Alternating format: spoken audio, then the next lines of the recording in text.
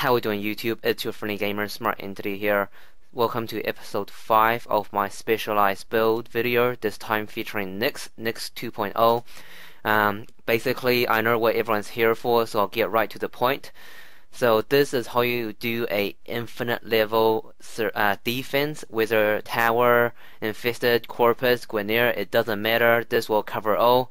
So basically, as you can see, we have 4 Nyx here.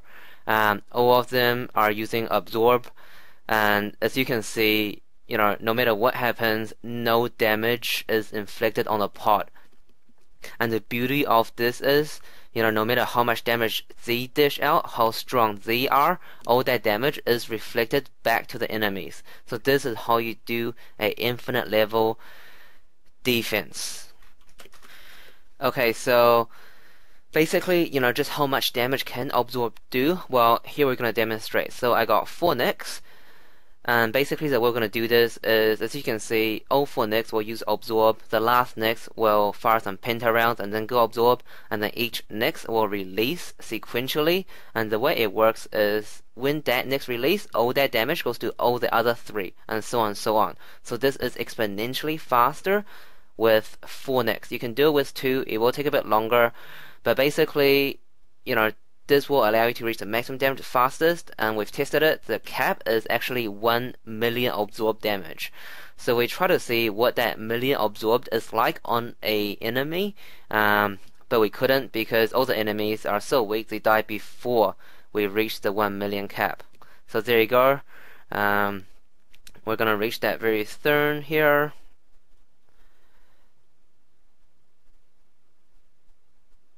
There we go, 1 million damage.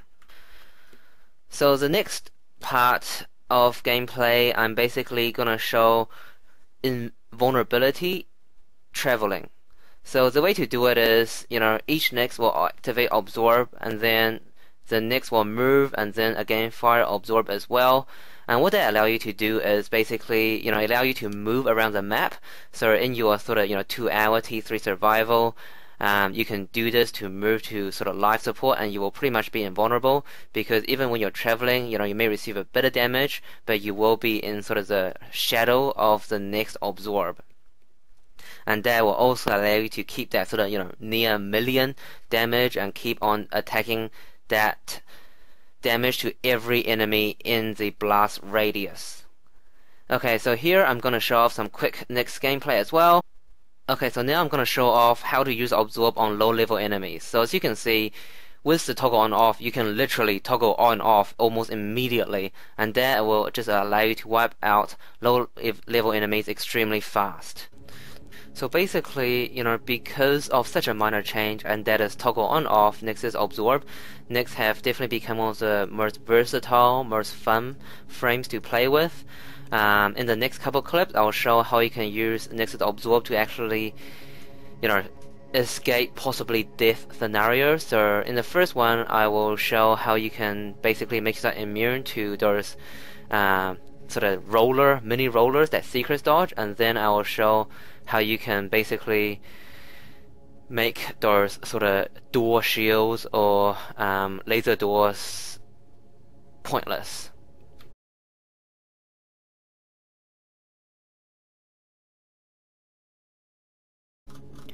Okay, so now let's talk about how to best mod Nyx 2.0. So you got 2 powers that you want to use, and that's Chaos and Absorb. Chaos is definitely useful for your sort of 90 plus minute T3 survivals, or if you are the only Nyx in the team where you can't chain that Absorb. But other than that, Absorb is definitely something you want to sort of optimize. And the way to optimize that is with power efficiency. So I have got one from the top, fleeting expertise, and one from the top, streamline. That'll give you your 75% cap efficiency. Redirection and vitality to keep you sort of staying alive in case anything happens. Flow for that extra energy bank. Stretch, that helps a bit with the chaos range as well as the absorb explosion range. Now I've put an intensify in here That's definitely useful, as I've stated previously, for your sort of low level, as well as giving that extra damage when you're sort of doing absorb, activate, detonate, sort of extremely long chains, if you like. But having said that, if you are going or planning to do extremely long T3 survival or T3 defense, it's perfectly okay taking off the intensify and putting in the overextended, because intensify only helps with the base damage, and as the level of enemy increases, that base damage becomes less and less important. With the sort of final slot, I put Rush in there. It's always a mod I like to have. If you got another mod you prefer, it's definitely fine switching it out for Rush. Basically, I just want to clarify, a lot of people in the past have preferred a duration build with Chaos. That is not the best way to use this power. Basically, with fleeting expertise, that does a 50% decrease on Chaos. That's actually advantageous.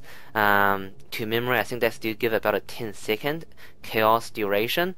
And the reason you want a reasonably low duration is because with a shorter duration, you can recast Chaos more often. So say in a T3 survival 90-minute, you cast Chaos. As you kill enemies, more enemies will come in, but you can't recast Chaos until the duration runs out.